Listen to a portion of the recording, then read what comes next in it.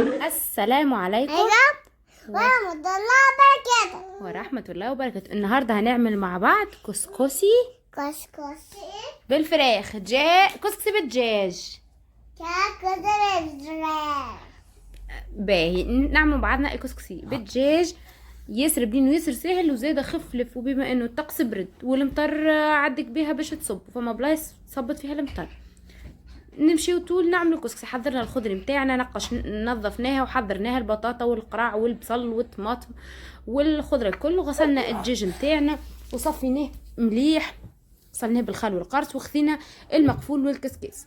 كسكسي يعني مقفول وكسكس. فما بلايص اخرين بلدان اخرين ما عندهمش يطيبوا بالطرق بتاعتهم. المهم حطينا شويه زيت بهين، تحط زيت زيتونه، تحط زيت حاكم، تحط الزيت المتوفر عندك. حطيت شويه زيت من غير ناره، حطيت عليهم هذا الطماطم اللي يجي حوالي مغرفه كبيره من الطماطم، وحطيت عليها اشتر مغرفه من الفلفل الاحمر. حطيت شويه فحات نتاع دجاج، شويه فلفل اسود، شويه تبلو كرويه، ونحطوا الملح. هذا الكل على فكره من غير نار. اذا كان انت عندك صغار ومزروبه وعندك الدجاج مغسول مليح بالخل والقارص ومنحيت لوك الجلده نتاعو، دجاجه كامله هكا مقسومه على 4، ونفوحوها بالباهي بالطماطم والفحات نتاعنا اللي حطيناه هكا. تتغلف مليح الدجاجه كيما تشوفوا هكاكا. من بعد نجي نحط لها البصل، وعندنا هنا شوفوا الطماطم. انا الطماطم باش نقسمها هكا، نحبها كي الشريحه هكا، فهمتوا؟ مانيش باش نقسمها صغيره، نحبها كيف هكا كبيره باش تبدا باينه. المهم لف خف لف، ما تاخذش وقت. البطاطا، القرع الاخضر، اسفناريا، والبصل، الثوم باش نقطعه زاده. المهم ما ثماش ما اسهل من الماكله هذه في الطقس البارد. الطقس البارد يعني كسكسي باش تعبي بيه التراكن هكا، ولا مقرونه مبكبكه جاريه. نخلطوهم مع بعضهم بعد ما قطعنا الثوم. تنجموا تزيدوها شويه زيت زيتونه ولا كما تحبوا. عندي هنا المهم اهم خطوه، يبدا عندك ماء سخون يغلي. انا عندي الماء سخون صبيته ونخلط هكاكا، وتويكا ديريكتومون نحطوها على الكاس، نخليوها تغلي على روحها. بين احنا حضرنا الكسكسي متاعنا. تنجموا تعملوا كسكسي اسمر، كسكسي قمح، برغل، الحاجه اللي نتوما تحبوها.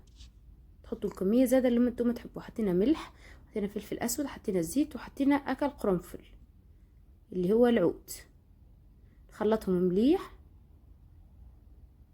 وبعد عندي ماء مخلط بين سخون وبين لذذ، حطيته وخلط مليح ونخليه يتشرب. كي يتشرب نعاود الحركه هذه مره اخرى لين يبدا الكسكسي هكاكا مفلفل. بعد سيبو، بعد ما عملت الخطوه مرتين ثلاثه، استوي كنحط في المقفول نتاعي كالكسكسي.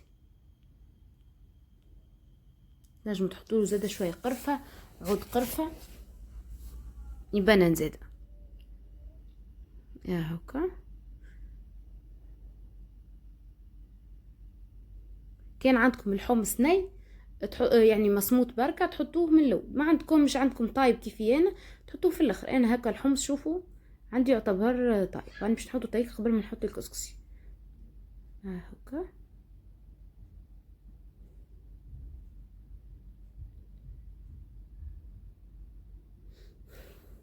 حطينا الحمص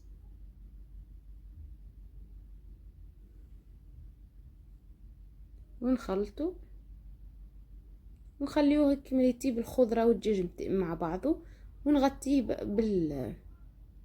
بالكسكسي هكا.